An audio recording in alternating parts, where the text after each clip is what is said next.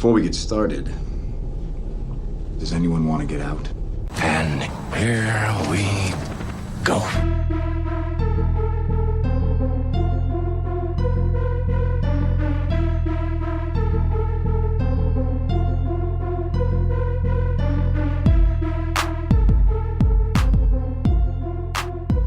Live from the Hollywood foothills of North Carolina, welcome to episode 92 of the Confirmed Epic Podcast, the official podcast of the epicreview.com, and proudly presented by the Geeks Worldwide Radio Network. I am one of your hosts, the real Brad Bell, and joining me tonight, as always, is not just my partner, but my friend, Jerry Reed, also known as Barbecue 17, and this Tuesday, there'll be hell to pay on the Confirmed Epic Podcast. And if you look at this episode title, you'll see we're reviewing Hell to Pay. That's not a WWE pay-per-view. It's not a WWE pay-per-view or a WCW pay-per-view from back in like 1997. It sounds like one though, doesn't it? It really does sound like it does. I'm sure they've probably had Hell to Pay at some point. I guarantee you. Yes, if you know that, tweet that at us, and I'll send you a free comic book if you can send me a link of any time that WWF, WWE, WCW, ECW, one of those big ones had like Hell to Pay. But even though WrestleMania was last week, we're not talking sports entertainment. We are going to be reviewing, as our featured review, the latest DC animated direct-to-home video film, Suicide Squad, Hell to Pay. Last week I misspoke. I think I said that was episode 92. That was episode 91. I corrected myself at the end of that podcast. But you are listening to episode 92 of the Confirmed Epic Podcast right now. So we are going to skip what we've been checking out tonight, and we're going to get right in to the epic news items of the week. Okay, Jerry, first up, we have more MCU news. The Russo brothers, who directed Captain America Civil War and will be directing Infinity War and Avengers 4, said that their dream is to do a Secret Wars movie next as the kind of building toward the next big thing. And this seems pretty cool. It seems a lot more possible with Fox and Disney's merger, probably not merger, but the acquisition of Fox via Disney closer than ever. This is likely because, of course, the Fan 4 is very central to the Secret Wars story. The question is, Jerry, which Secret Wars is this? There's multiple ones, right? That's true. I will be honest. I have actually read Secret Wars, the 1984. I've read all of it, all the tie-ins, everything. And the 2015 Secret Wars, and there was a Secret Wars 2, but there was. Yeah, I've read Secret Wars 2 as well. Not as good. No, definitely not as good. It's way more. You know, Secret Wars. Do you know the story behind Secret Wars, the original? Yeah, it was kind of created to push a toy line. It is created to push a toy line. It was a Mattel toy line, and so they found a way to kind of, bring everybody together and stuff. So kind of cool. I mean, again, a big crossover that kind of brings everybody together and gets lots of different characters there from. I mean, they're already Marvel characters, so they were already interacting, but. And in some ways, I mean, it doesn't. It's not earth-shattering in terms of the storyline, but for being like a big, not crisis, but big crossover kind of event. I mean, it largely predates Crisis on Infinite Earths, at least in actually getting out there. So. And the thing was, we're so common to these events now every summer or sometimes even twice a year, especially over at Marvel. We don't stop to think that these used to be really special. Yeah. And the first Secret Wars was one of those cases, but you talked about it not being too earth-shattering or universe-shattering. That's exactly what the 2015 version was. I won't spoil that too much, but basically it involved the kind of end of in some ways it's like Crisis on Infinite Earths, because it involved the end of the Marvel multiverse, so you lost things like the Ultimate Universe, and everything was merged into one universe. And it was actually Victor Von Doom who was behind all of this, and he was basically ruling the world as a very kind of medieval type ruler, and Doctor Strange was Hand of the King. Very Game of Thrones-esque for sure. And it involves like all the Marvel bad guys and the heroes kind of realizing what's going on and teaming up to try to come up with a plan to foil Victor Von Doom.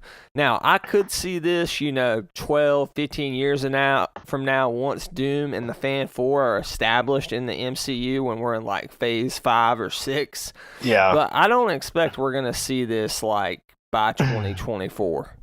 Or anything like that. So this is like a pipe dream. I think it will be awesome if they do it, but it's cool to hear the Russos putting it out there. All right, Yeah. Jerry, let's mix in some collecting news here.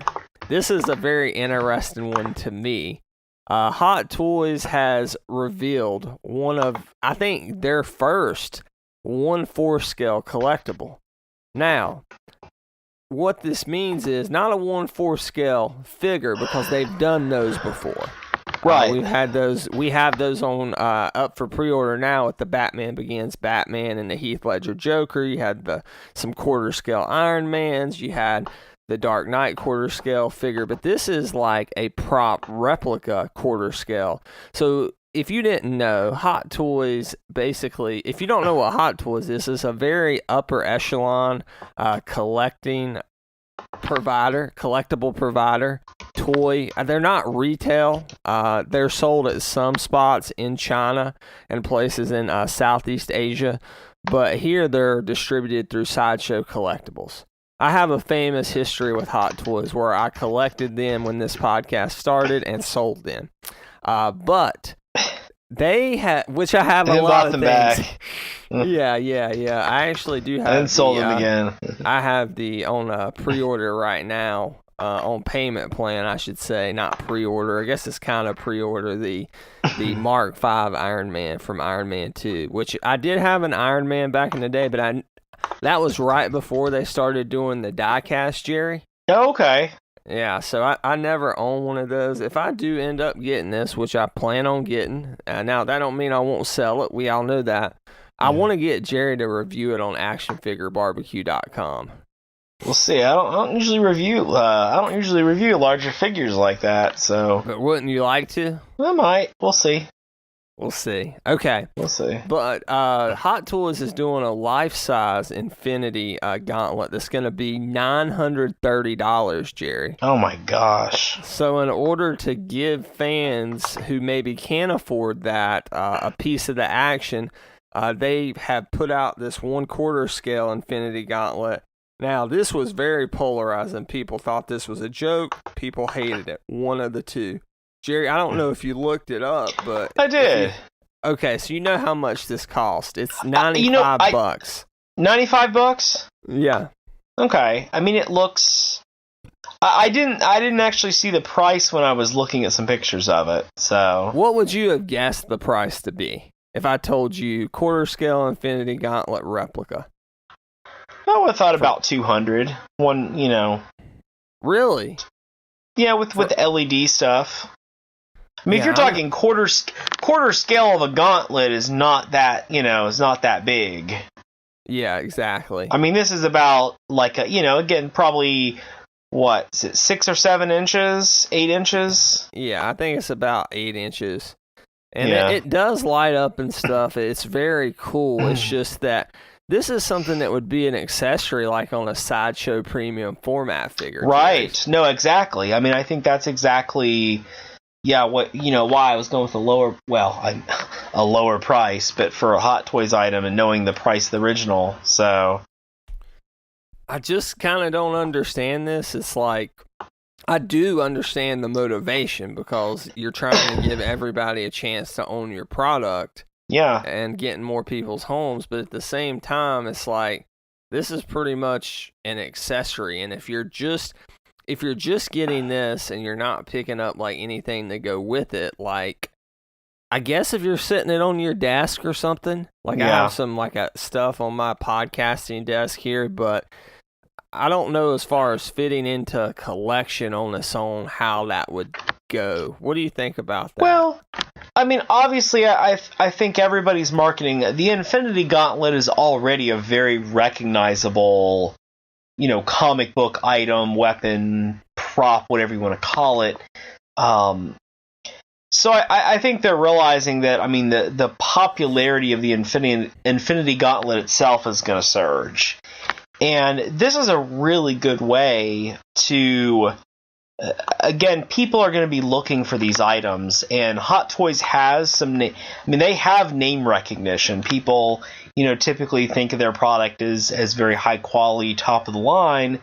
This is a really good way. This could be, maybe they're going to start offering some lower end, lower priced items to get people interested, because there has been a lot of talk that Hot Toys has definitely continued to surge in price in a way that's not really comparable to what a lot of other companies are doing. Yeah. So this is a really good way to bring in some folks who would never consider paying, $200, $300, $400, $500. What did we say the Gauntlet's going to retail at, the full size one? $933. That's before shipping. Yeah, $933. So this is a really good way to kind of lure some, I don't want to say more casual, but folks who are not wanting to invest in their collectibles as much as just have something cool. I would be way more likely to pick this up than I would ever be to pick up something that costs $930. Although, to be honest, looking at it, it looks cool. But I still really like the look of Hasbro's, especially considering it's like $88 or something. I think at Walmart it's $80. Most places it's $100, but still, that's I'm talking about Hasbro's. They're like legends, not their kids role play item, which is very cool for what it is. It's very cool to be able to go to Walmart and find an Infinity Gauntlet. But I could see this becoming. Do you remember? Oh my gosh, Weta Workshop that used to do all the Lord of the Rings stuff. They still do. I was never a big Lord of the Rings guy, so probably from like the time those films came out for a number of years, and they may still release things every now and then. They did lots of quarter scale and busts and helmets and all kinds of weapons and swords, and they had a massive following for these items because they were small enough you could display them and still have like a really cool display, a really cool collection, again without the difficulty you may have in displaying 25, 50 helmets or hammers. So imagine if Hot Toys kind of went down this direction and started offering quarter scale of like, say various Iron Man helmets. That could be.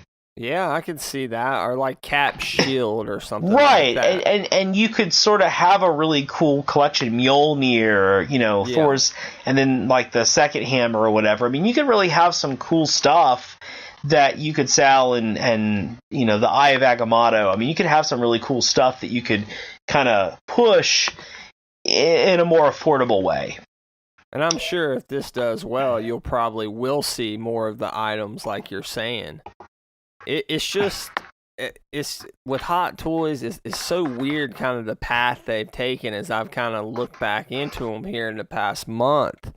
It used to be, they got to where they were expensive. You would pay like $240 for a figure that had like the DX Joker 2, which had a table, a light, multiple head sculpts. So it was like, wow, you're pulling this thing out of the box. This was the price. It was expensive, but you got what you paid for. Right. Now it's either these deluxe, which they've now started calling movie promo editions, which are $20 to sometimes $35 more. And basically all you're getting is one extra accessory and a base that's more thematic. Like the cat base has one of the aliens' arms as the base for the figure coming for Infinity War.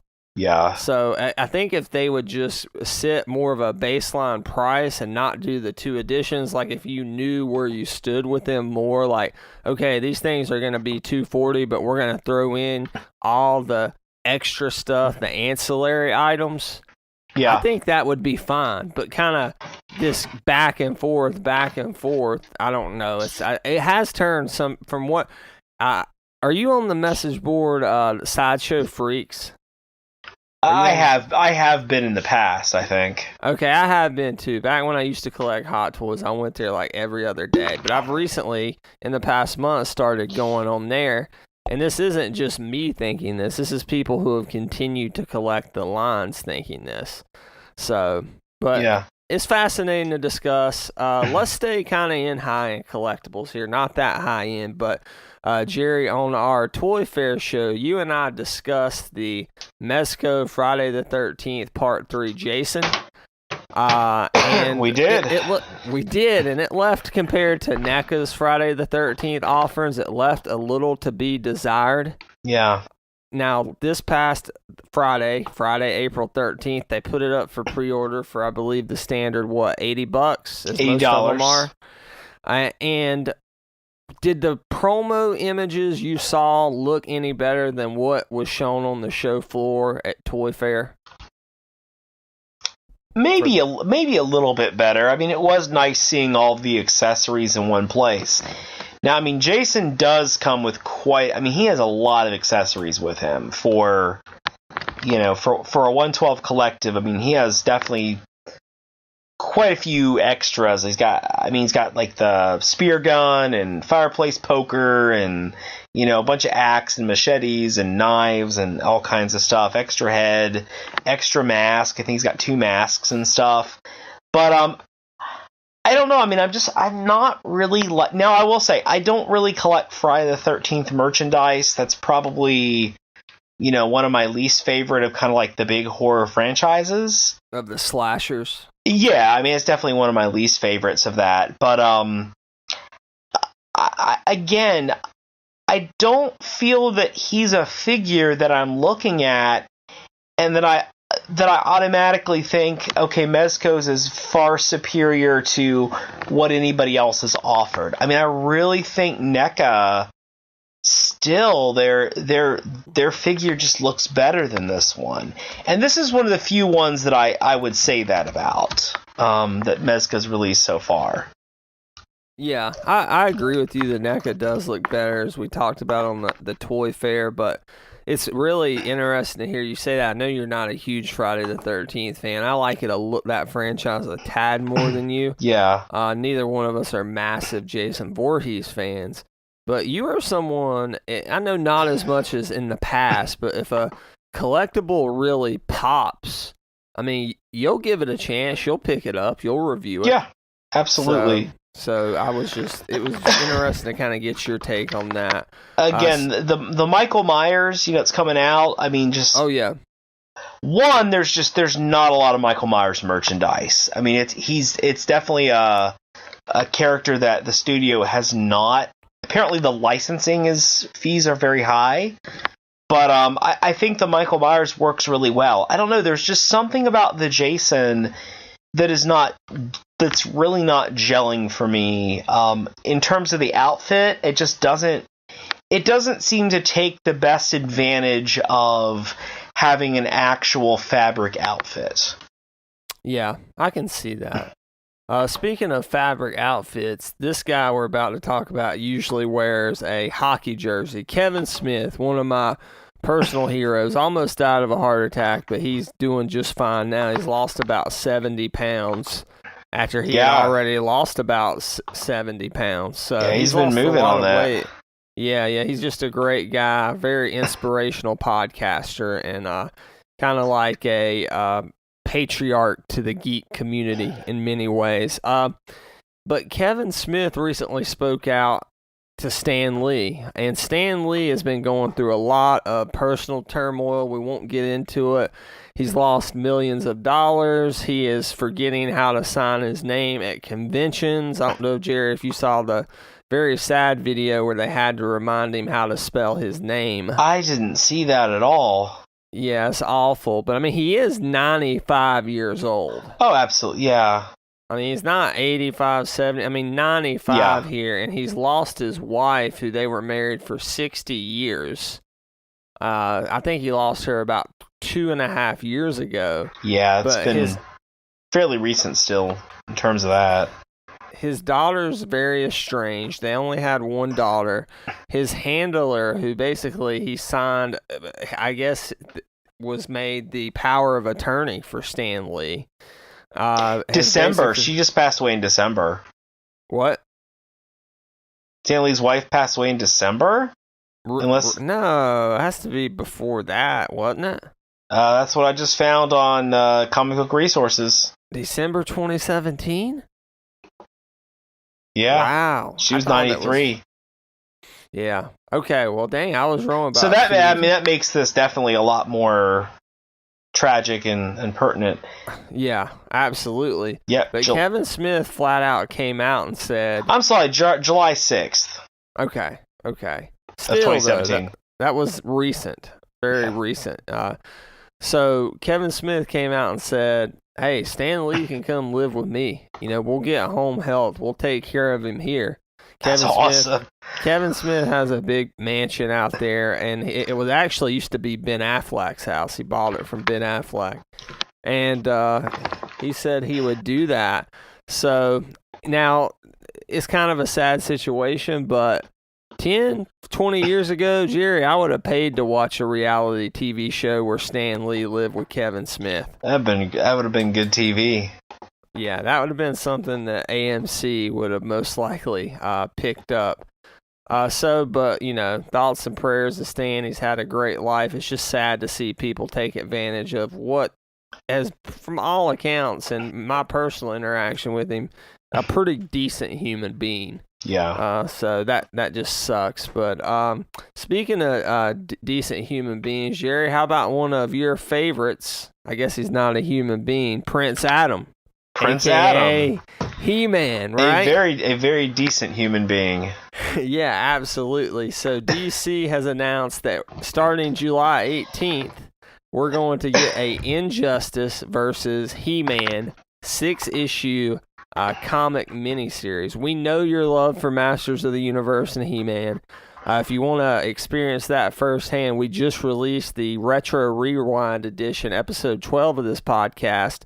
I should say re-released last Friday, or this past Monday, excuse me. And you can hear Jerry talk about Masters of the Universe Day 2013. So that was a very special podcast. So go check that out. But Jerry, I know you're a big He-Man fan. Injustice, are you a fan of that? I know you're an Arkham guy. Yeah, no, I did enjoy the video games. I mean, it's a very different. I mean, again, it's kind of an alternate universe storyline where Superman is ruling over everybody because the Joker tricked him into killing Lois Lane, and Batman is trying to fight against him. And they bring in Supergirl, who's like warring against Superman, and I'm going off the rails here, but it's okay. Yeah, I mean, it's pretty cool. It's a pretty cool storyline. I mean, again, it's completely different than like mainstream DC. It's sort of like, again, there's like an alternate universe, and like the Batman and some heroes are from like the main Earth, and some are from an alternate dimension. But I will say I haven't read any of the Injustice comics or tie-ins or anything. People adore the Injustice verse though in the comics. Yeah, I probably need to read. I probably need to read them. With DC, I have tended to not read some of the tie-in stuff to like other entertainment things, just because, again, there's so much DC stuff to read as it is. Yeah, I just know people who haven't ever played the games who love that kind of Injustice verse all by itself. Lots of characters. Lots of really cool characters in there. And they do a lot of cool stuff with them. So characters have really good looks. Oh my God, I remember when Epic Review first started and you were doing a lot of toy reviews over there, you reviewed, I believe, an Injustice Batman figure. I did review really the Injustice Batman, yeah. Yeah, so that review's still out there if you want to check it out. But this does make me want to at least pick up a volume 1 of an Injustice graphic novel. But Jerry, Injustice versus He-Man, what do you think about this? This would not be the first time that He-Man has crossed paths with the DC Universe. Superman and He-Man have fought, because remember, Superman has a weakness to magic. So, yes. Plus they're two really strong guys, and again, DC did have the rights to do, they were, working with Mattel, with Masters of the Universe Comics for a while. So, I'm kind of excited. I mean, again, you're already talking about alternate universes and stuff like that.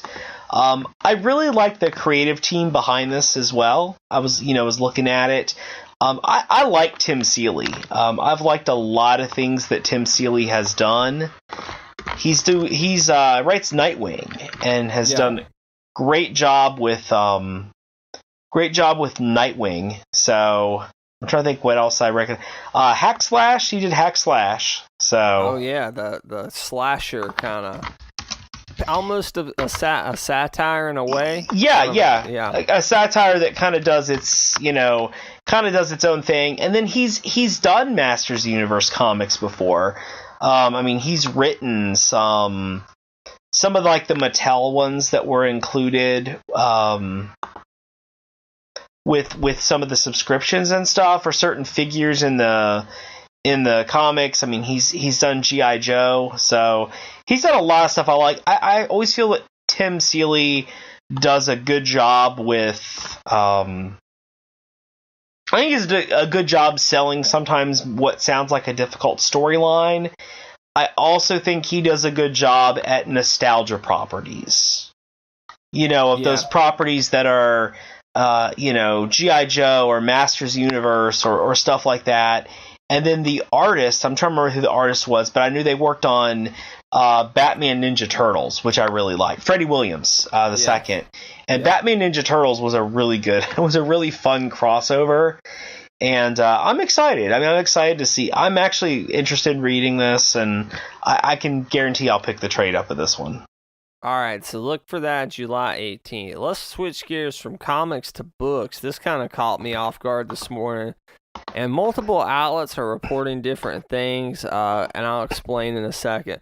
Marvel has plans to launch its first MCU tie-in novel, like an actual adult novel, not a young adult novel. An adult novel, huh? Yeah, Thanos erotica. No, it is going to tell the origin of Thanos in the MCU, and it's supposed to also, at the same time, I guess it'll flash back, because it's supposed to bridge the gap between Avengers Infinity War and Avengers 4, which comes out next summer. And the name of the book is Thanos Titan Consumed.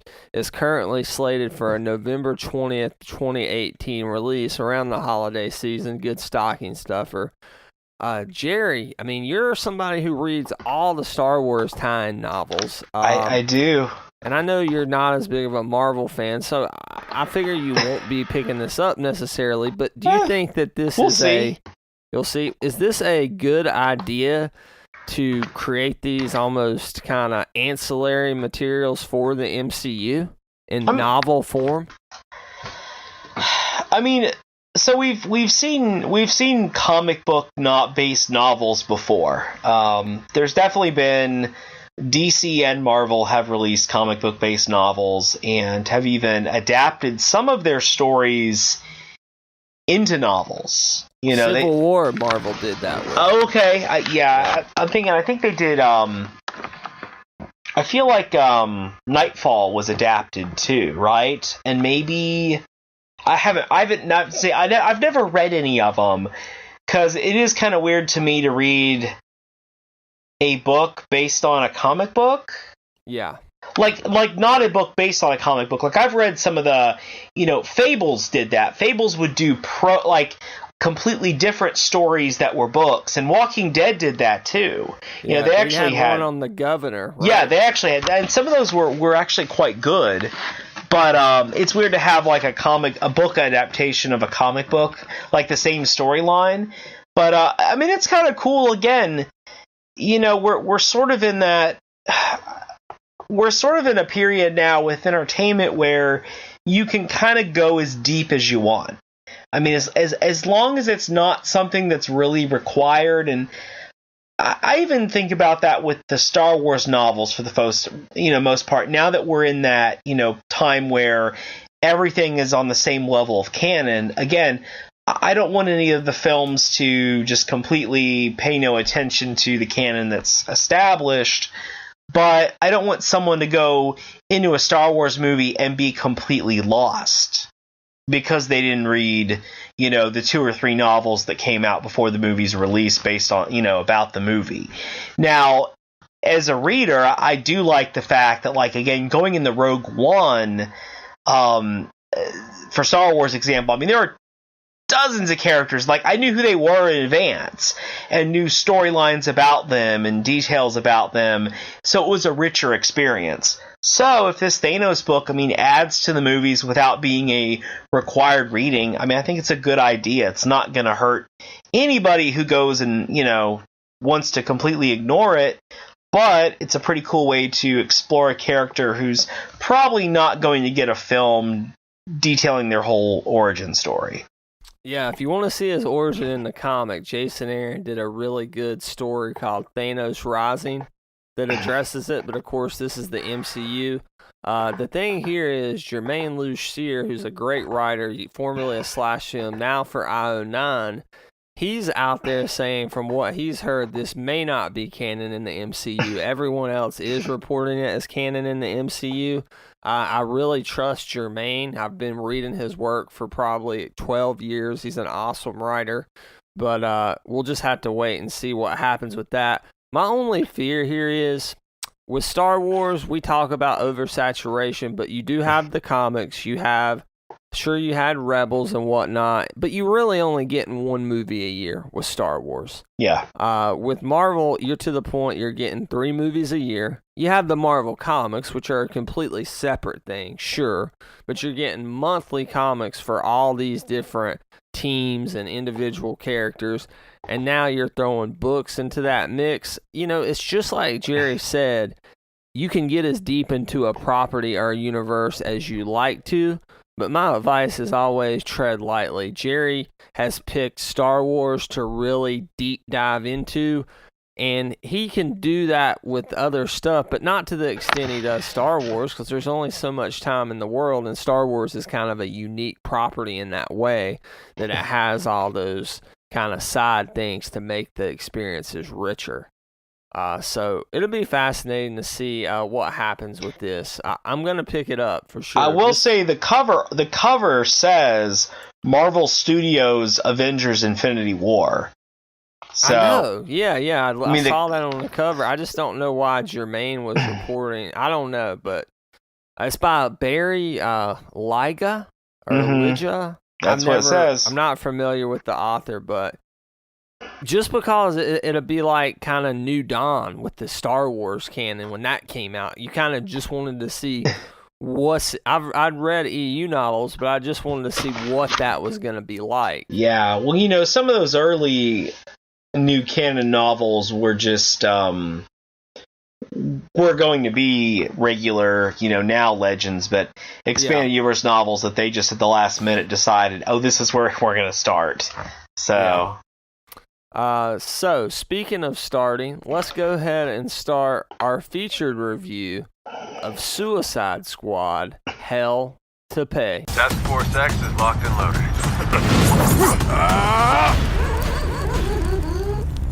He's history's bloodiest tyrant. Find him, I'll slice a year off all your sentences. I didn't sign up to deal with an immortal butcher. You didn't sign up for anything. One more thing. This one's off the grid. You'll be dealing with me directly and only me. Blow me up now.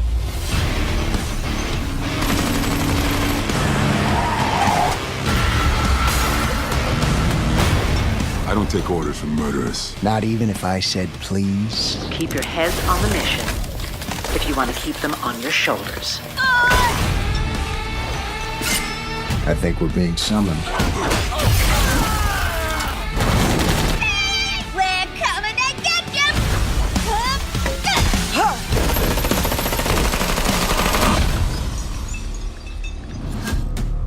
You're out. If you're in.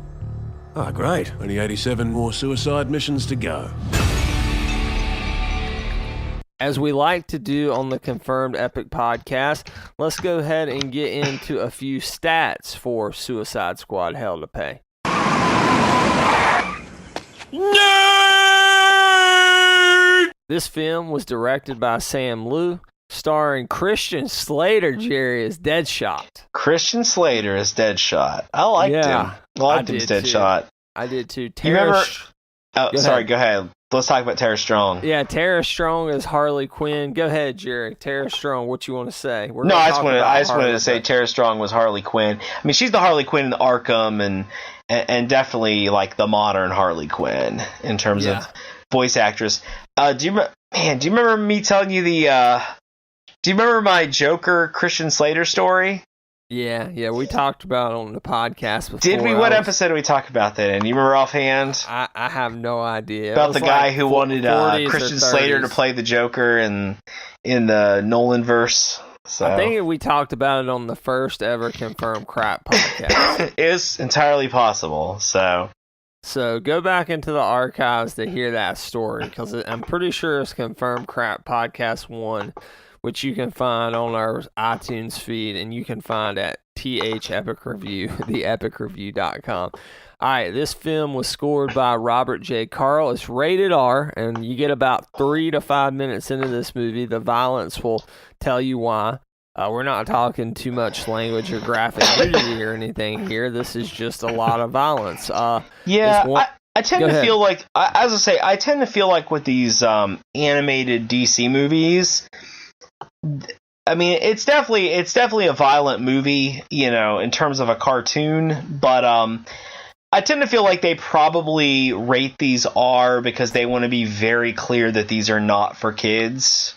Yeah, and we talked about that on Gotham by We probably Gaslight. did, because my feeling is if they put PG-13, that people would be like, yeah, kids can watch them because, the regular movies are, rated PG-13. So, probably a smart decision, but Better safe than sorry. Better safe than sorry. I mean, I feel like the people looking for these films know what they're looking for. So. Exactly. It's DC, so it's Warner Brothers. It's an 86-minute runtime. It was released on digital March 27th, 2018, and DVD, Blu-ray, and 4K Blu-ray on April 10th, 2018. So this is a recent release, which is why we're reviewing it here on the Confirmed Epic podcast. 80% on Rotten Tomatoes, so very critically well received. Jerry, this was the first time I've ever watched a cartoon in 4K. Oh, yeah? And it I haven't. So I haven't watched anything in 4K that I'm aware of. Oh, really? Not that I know of. Well, you'll have to come up one day. We'll have to watch a movie over here. Fine. Yeah, we can watch Suicide Squad. All right. Yeah. Well, here's the thing with 4K, and Andrew and I have talked a lot about it. 4K is one thing. The 4K HDR, the high dynamic range, which makes colors pop more and it makes blacks darker. So it provides better contrast to what you're watching. Somebody like myself, I see it. Somebody like you would see the difference. Yeah. But like if your dad, well, I don't know, your dad's pretty, tech savvy too. So I won't use that example. I'll say if my dad were to see, when he would see something like the jump from standard to 720 or 1080p, it was like, oh my gosh, this is a jarring, quality improvement. Yeah. With 4K, it's very subtle. Like if you're a home theater aficionado, you love it, but at the same time, it's not gonna, I don't think, blow the jump from 1080p to 2160 doesn't blow people away quite as much. Now, on some movies it does, but not all movies. So, but a cartoon, this is like I have like 12 4K Blu-rays, so I haven't watched a ton of stuff. I watched this and Justice League in 4K this past weekend, and Justice League looked good, but man, this looked immaculate. Just because it's a brand new release, they were able to master it in 4K. Yeah. It's really hard to describe how it looked. It just really vibrant colors that popped. Everything was real smooth. So that was an experience for me. Speaking of experiences, Jerry, your experience with the Suicide Squad, we've talked about it on this podcast, on the Legends podcast some, but would you still consider yourself a fan of that team in the comics? Oh, absolutely. Yeah. I'm a big Suicide Squad fan. So yeah, I just got Volume 5 in the mail today, the Rebirth Volume 5. Has that been good? It's been very good. I've really liked the Rebirth Suicide Squad. All right, Jerry, before we kind of get into some character thoughts, do you want to set this up for us and kind of give us an overview without spoiling it of Hell to Pay? Yeah, absolutely. So Suicide Squad Hell to Pay, like a lot of the DC films, doesn't really rely on any established like this is, you could go into this and not really have a clue about the Suicide Squad, and they do enough to introduce you to things, but everything's going on as well. It doesn't feel like an origin story. That the Suicide Squad is being assembled by Amanda Waller, who is a, government official who does all of these kind of black books, off the record things. And so she's getting this group together to go after some artifact for her. She just calls it a card, some card that she needs. We do see at the beginning of the movie that she has received some kind of terminal diagnosis from her doctor. So she is sending the Suicide Squad team after some mysterious card, and it's Deadshot, so Floyd Lawton, an assassin. It's Bronze Tiger, who is one of the original members of the Suicide Squad. Captain Boomerang, who's in the movie as well. Harley Quinn, who is, in the Suicide Squad movie. Killer Frost, which is Crystal Frost. So this is actually the first version. There's actually 3 Killer Frosts in the comics. There have been. This is the first one, just based on the name. So is she Caitlin Snow? No. That's the third version. Okay, Crystal Frost was prominent on the Crystal Flash TV Frost show. Died. I'm trying to think. She died maybe pre-Crisis, but I know she's in Crisis. She's in Crisis on Infinite Earths, but she was a Firestorm villain, or villainess, you might say. And then you get Copperhead, the snake guy, and really this movie is kind of a road trip film. It's crazy to say that. They're supposed to be so off the books that, no hotel stays, nothing. And so Amanda Waller dispatches this team in this old beat-up RV. And so they're just traveling around in this RV, and they're looking for this guy who the only thing they know about him is he's working in Branson, Missouri, which we used to vacation in Branson, Missouri when I was a kid, and I don't know if it looks different now, but it did look anything like that, like this movie shows it. But that's been 20 plus years now. But they're looking for this guy who has a tattoo of an Egyptian Ankh. Basically, they say in the movie he has a tramp stamp of an Egyptian Ankh. Yeah. So, is that a good setup? Oh, it's a great setup. As soon as I saw the Suicide Squad in the Winnebago, yeah, I was in, man. Like, I was like, okay, they didn't go, like, ridiculously silly. It never felt like over-the-top camp.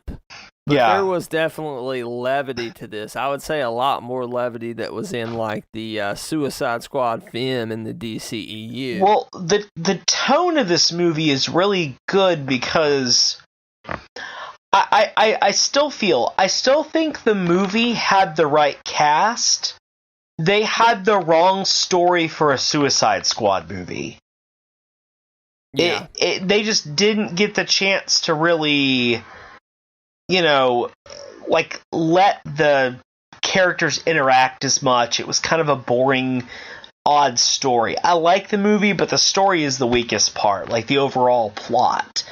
This one works really well because, again, I think even one of the special features talks about the film uses a MacGuffin. I mean, they're going after something, and really it's just the plot device to get all these characters to interact with each other and then interact with these various other DC villains and characters that they run across who are looking for the same thing. It lets him build up these relationship and this sense of camaraderie that was just never able to organically happen in the live-action Suicide Squad movie. So it makes like later parts of the film where they interact feel more earned. Yeah. Which is something, I mean, you can't ask for much more than that than in a direct-to-DVD animated film. 86 minutes, too. I mean, it's a little over an hour, and yet they squeeze in so many confrontations and character interactions and character moments. This movie definitely lets Deadshot be the main character. Definitely in the live action Suicide Squad, I mean, I think Harley Quinn is clearly the main character. Even though on paper it may look like Deadshot, Harley Quinn clearly steals the film.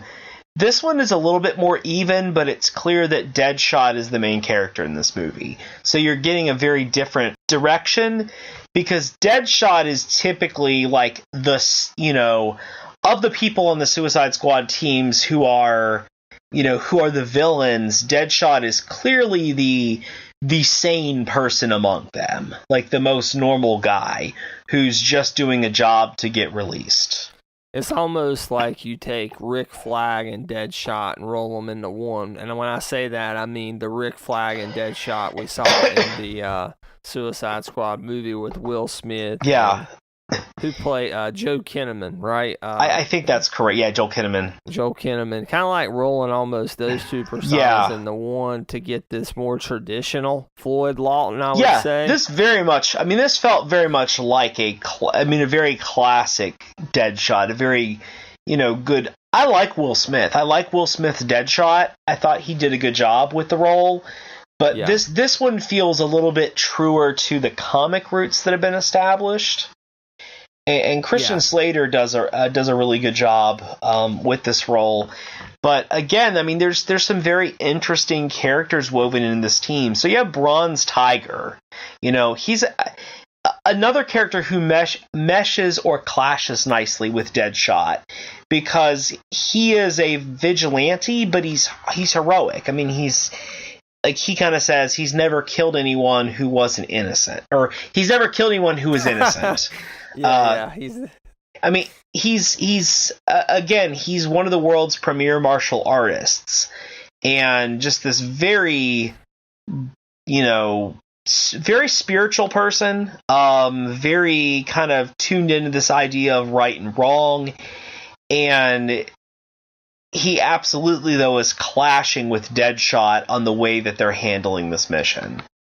So he's the complete opposite. He's a traditional Bronze Tiger, because the Bronze Tiger you see in Arrow in the season 3 or 4 is just a straight up criminal. Yeah, and there's usually a little bit more depth to that character than that. Oh, absolutely. But Bronze Tiger. So when Suicide Squad was introduced in Legends, the one that I just did on my first podcast for a tour of the DC Universe. So Bronze Tiger is actually one of the handlers. I mean, he's one of the people who's helping to keep the Suicide Squad in line. Yeah. So Jerry, there's stuff I want to talk about in spoilers. Yeah. I kind of want to get into more of some of the character stuff. I'm going to ruin a quick joke here. Go for it. One of my favorite parts of this movie was early on. I mean, Amanda Waller's never a pleasant person, let's be honest. Viola Davis really knocked that role out of the park. I mean, what great casting in the DCEU. As many problems as they had, Waller wasn't one of them. But I love the joke where I believe it's Deadshot says she's a lot crankier since she lost weight, making reference to the transition from classic Amanda Waller to New 52 Amanda Waller, right? Yeah. Or she was very skinny. Yeah, that's definitely when they changed that. Yeah. Yeah, so that I thought that was pretty interesting. But before we move forward with spoilers and kind of go through the characters a little more here, Jerry, is this a film you would recommend? I would. I mean, again, if you're a DC fan and enjoy, some people don't enjoy animated movies, but if you like animated movies, I mean, this is a great DC film to try out. Whether you liked the Suicide Squad movie or whether you kind of wish it was something a little more different, again, I think this is a really good movie. It's not very long. And surely there's enough action and laughs in it just to be able to, to make one viewing feel like it was worthwhile. Yeah, give this a Redbox chance. I mean, somebody like Jerry and I want to own this, and it's worth rewatching for hardcore DC fans and superhero fans. But I think you'll find a lot of enjoyment in this film if you enjoyed the characters in the main Suicide Squad movie. All right, Jerry, let's go ahead and roll the spoiler reel forward for Suicide Squad Hell to Pay, starting right now.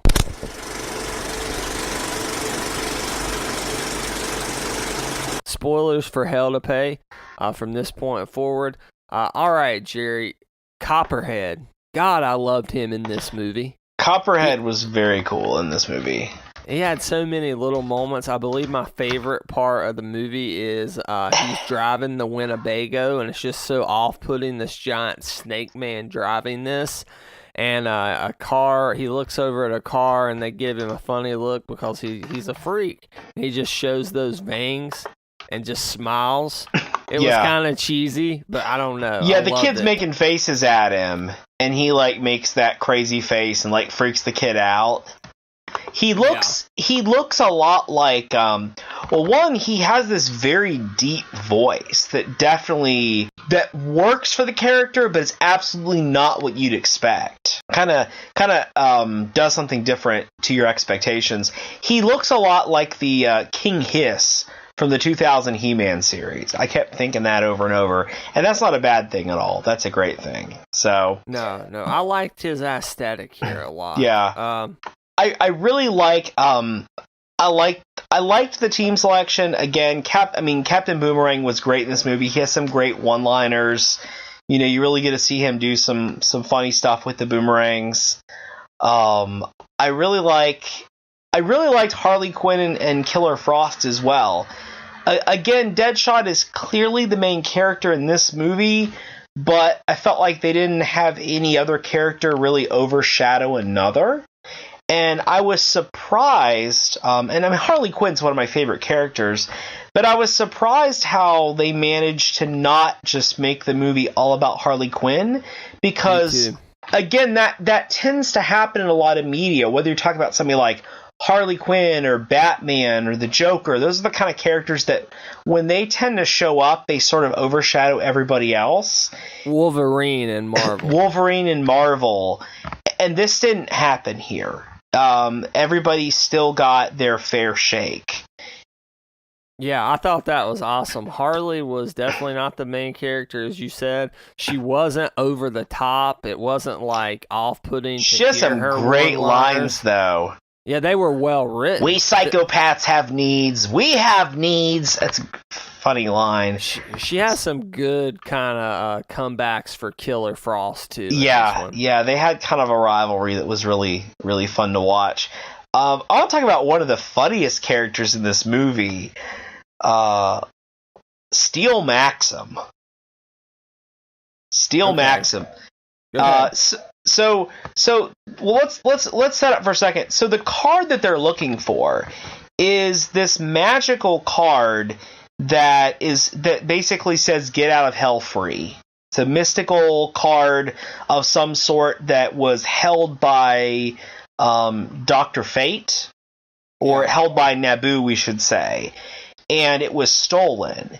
but it allows the user to basically, get out of hell and go right to heaven if they hold it while they're dying. So there becomes this big rivalry that everybody is looking for this card. It's clear Amanda Waller wants it because she has just received a terminal diagnosis. And so she's trying to get this card. Vandal Savage is trying to get this card as well. The Reverse Flash, Zoom, Eobard Thawne is trying to get this card. So multiple people are looking for the same thing, which makes the Suicide Squad mission a lot more difficult. So the first thing they're trying to do is to track down this mysterious guy with a tattoo of an Ankh on his lower back. And they find him at a women's, well, I guess a male strip club. A male strip club that's filled with women in Branson, Missouri. And he's Steel Maxim is the stripper's name. He's called the Pharaoh. Is that what they call him? He plays up that whole Cairo aesthetic. And it turns out that he is a former Dr. Fate. The Dr. Fate mantle passes between different people. Kind of like Sorcerer Supreme. Whoever wears the helmet of Naboo is Dr. Fate. Well, Steel Maxim, who's kind of this... is he kind of a bro? He's kind of a bro. Yeah, I'd say he's a bro. He's definitely a bro. Yeah. Who claims he did some magic or learned some magic at some point or something. But he was a Dr. Fate for a while who lost the card. That Knockout and Scandal Savage, is that Vandal Savage's daughter? Yeah. Managed to kind of trick him into letting them both into his tower, and they stole the card from him. With Vandal Savage, that's a character I'm not a huge fan of because they ran him into the ground in Legends of Tomorrow Season 1. So I haven't watched any of those shows except for a couple episodes of Arrow. Yeah, and I'm not going to spoil that here. It's just that he's kind of a dry character. He's one of those kind of omnipotent, all-powerful villains that's really hard to... He kind of puts you in a corner as a writer. I thought it was handled well here. Oh my God, Jerry. The stuff with Zoom and Batman, freaking fantastic. Yeah. Jerry's right. This is like, it's a MacGuffin race. That's as tropist as you get in these type of movies. But it's like this genre exercise in a way. Like it's, okay, we're going to do a MacGuffin race, but we are going to do it like to perfection. And I think that's what makes this movie so good. And you find out Zoom's looking for this get out of hell free card because he basically has had his brains blew out by Thomas Wayne. Flashpoint Batman. Batman. Yeah, the Thomas Wayne Batman. And so he's trying to get it because he's slowing down. And I was very proud of myself. There's a part where when the Suicide Squad is fleeing the strip club in an RV, which sounds like the craziest sentence ever made. Well, that is crazy. Being chased by Professor Zoom, and Zoom is chasing them, and I'm like, wait a minute, how is he chasing them? Why hasn't he caught them? And that's when Captain Boomerang says something to Deadshot about is he too fast for you? And Deadshot's like, no, he's too slow. He already should have caught us and killed every one of us. Something's wrong. I'm like, oh, I caught that. I knew something was up with Zoom. So it's affecting him, and he's got a group together who is trying to track down this card for him. One of the things about this movie, and I mean, again, it's not necessarily like a storytelling quality, but there are so many characters who pop up in this movie, and it doesn't feel forced. It doesn't feel like they're just trying to name drop people.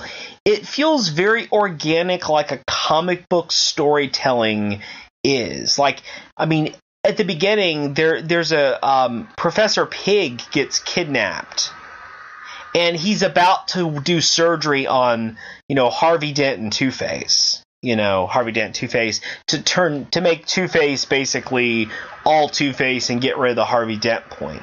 Again, does that play a whole lot into the storyline? Not really, but it makes you feel like you're truly in this world, and not just having, these little, I don't know, it feels very organic. It doesn't just feel like name dropping. And Professor Pig's there in some ways to serve as a plot device because they want him to do the surgery for on Vandal Savage. Yes. Basically insert the card in him, which then they into his heart. Yeah, and they then brilliantly use Zoom as serving the plot because he can, move his hand so fast and actually take the card out of Vandal Savage. I mean, it was like nothing original when you talk about writing, but it was just so tight and so well done for an animated movie. I don't know who, I'm going to look up who wrote this film really quick, but Warner's needs to get it's written by Alan Burnett, who is a name I recognize. He has written some comic books, and he has written The Flash, Justice League of America, and Superman and Batman. This guy needs to be brought in as a writer on one of the DCEU films because he has a knack for using these characters. Yeah. So one of the things though that is surprising about this movie is that lots of characters die. Lots of characters die in this movie.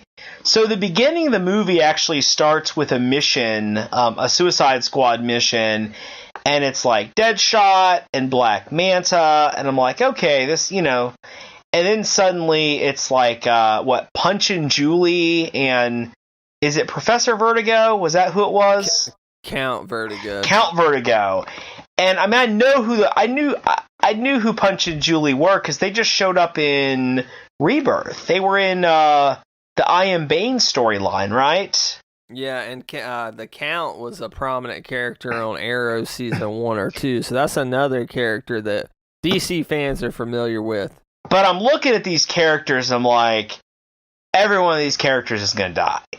Except for Black Manta and Deadshot at the beginning of this movie, because I'm like, these are definitely, these are the Slipknots of this Suicide Squad. Yes, I wanted Slipknot to show up. And that's pretty much what happens. But then as you start going through this movie, big characters start dying as well. I mean, really prominent characters. And so it gets pretty interesting because you're never quite sure who is actually going to die in this movie. It definitely, it definitely keeps it exciting. Again, Bronze Tiger death was, and the moment between him and Deadshot, so well earned and such a great ending. Pretty cool moment there. Pretty cool moment where Deadshot goes off looking for his daughter. I mean, again, this very strained relationship, and their fight scene was their fight scenes were incredible. The Deadshot and Bronze Tiger fight scenes were really good. Yeah, that whole scene from where he goes to college and interacts with her burnout roommate. Yeah, he goes to the college. Deadshot doesn't go to college in this movie. Hey, that's the next DC animated film. Deadshot, the college years. So Deadshot goes to college like Ernest goes to school. Suicide Squad, Fraternity Pledge or something with Captain Boomerang. No, I'm just kidding. I tell you, if Alan Burnett was writing it, I would watch it. But then he has an awesome just scene going through that pretty much is a crack house. Yeah. So this movie is just, man, I absolutely love this movie. But here, we're getting toward the end of this review. I want to ask you this. Yeah. Why do these, we reviewed Gotham by Gaslight about a month and a half ago. A lot of people listened. That was a big review for us. And we come back to this one. We really enjoyed Gotham by Gaslight, even though it was different from the graphic novel. It's very different. This is a completely new story. This isn't based on any comic that I know of. No. I've never seen anything like this in a Suicide Squad book. And if you say you hadn't, then that's the case. I rest my case. Why do these films these animated films continue to be consistently good to great to maybe even epic, but these live action films, I know this is a big discussion when you get into the live action stuff. Gosh, how many hours you planning to do this podcast, Brad? No, I'm just kidding. No, I'm not. I got to get to bed here. Me We're too. getting late on the East Coast, and we both wake up early for work. But I hear you. Just like in a nutshell, Jerry, why do these films continue to work and the big films don't continue to work? So my first thing is, one, these movies don't have to play by any kind of character introduction rules.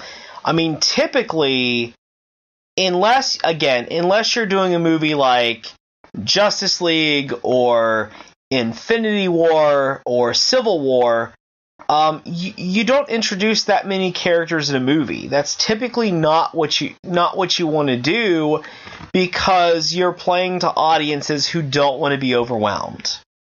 I mean, again, imagine watching this movie and not knowing these characters in advance. I think you would be very lost. Or at least you would not have the same level of enjoyment.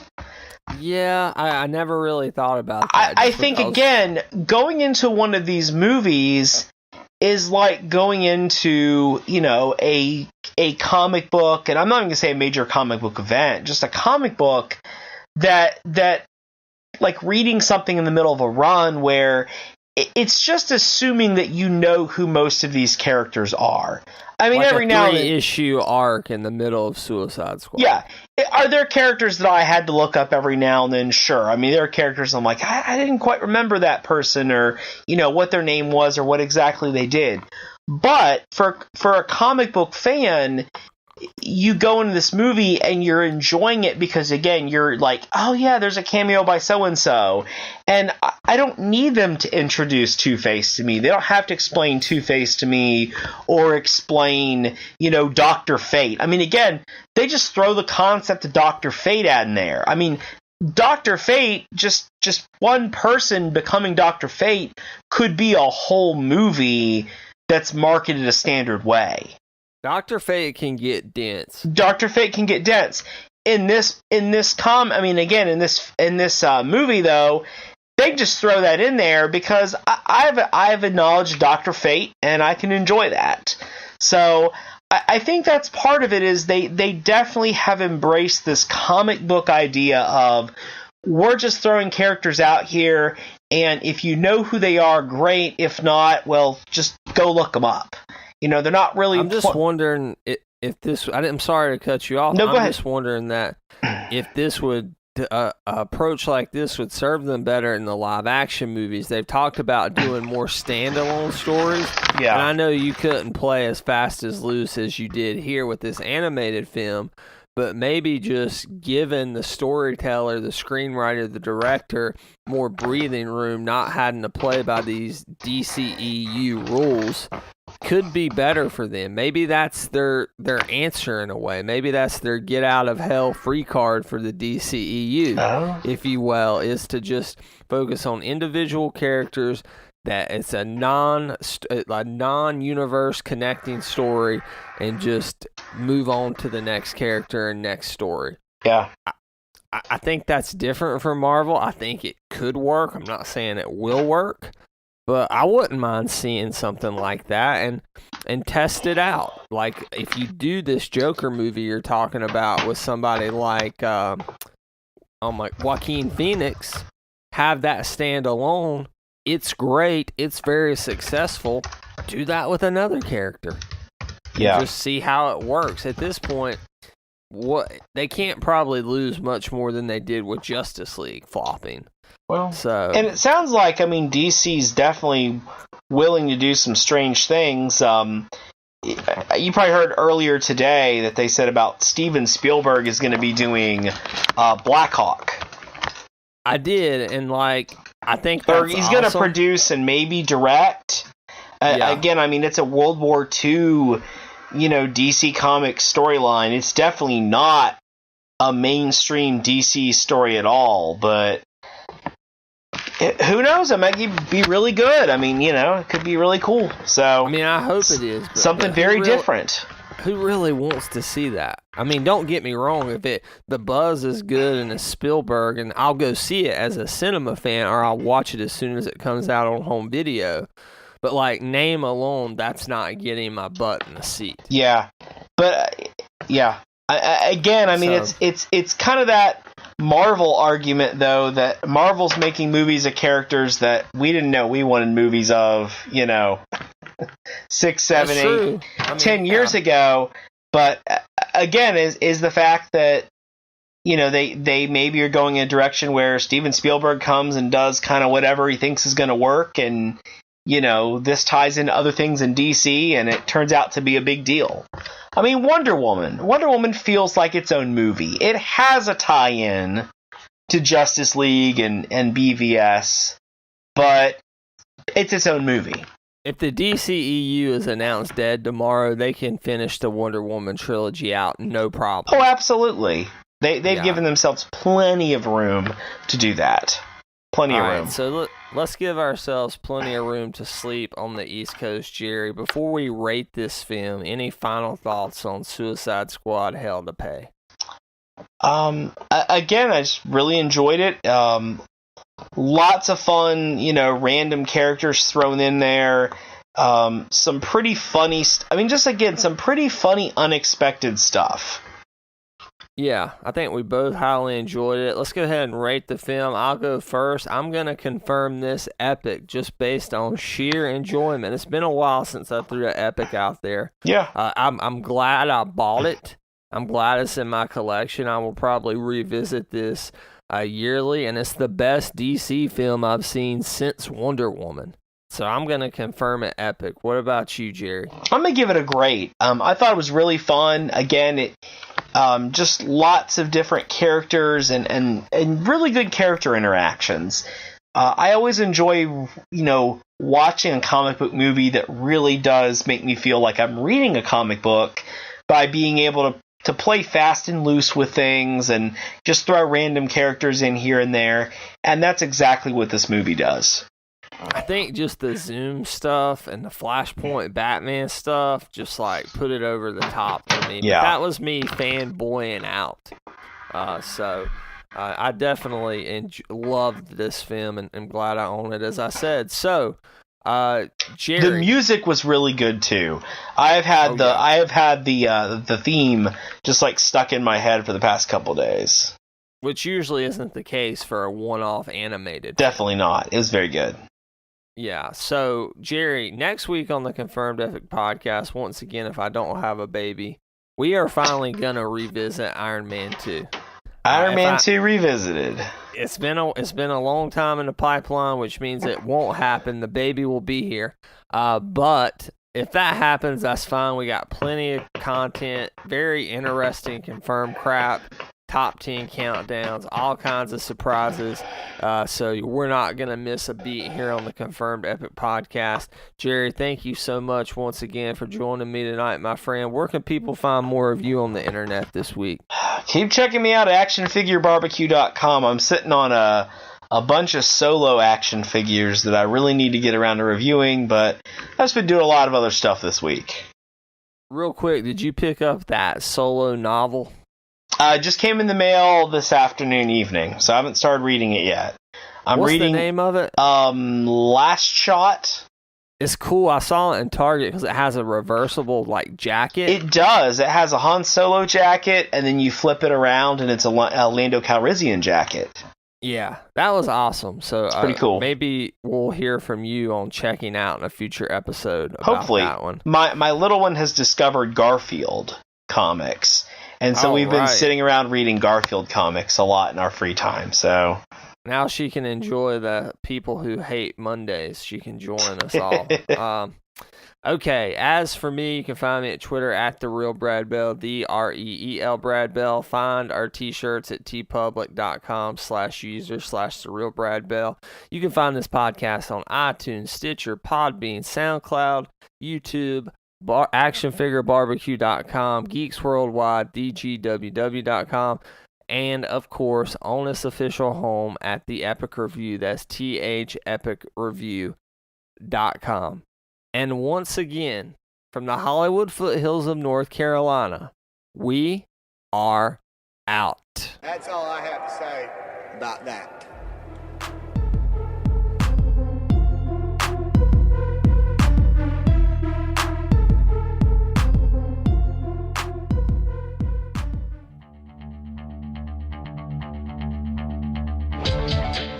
This has been a production of the GWW Radio Network. Please don't forget to subscribe, rate, and review us on iTunes, Stitcher, and SoundCloud. Also, check out Geeks Worldwide at thegww.com for all the latest news, reviews, and opinions on video games, comics, movies, TV, cosplay, and more.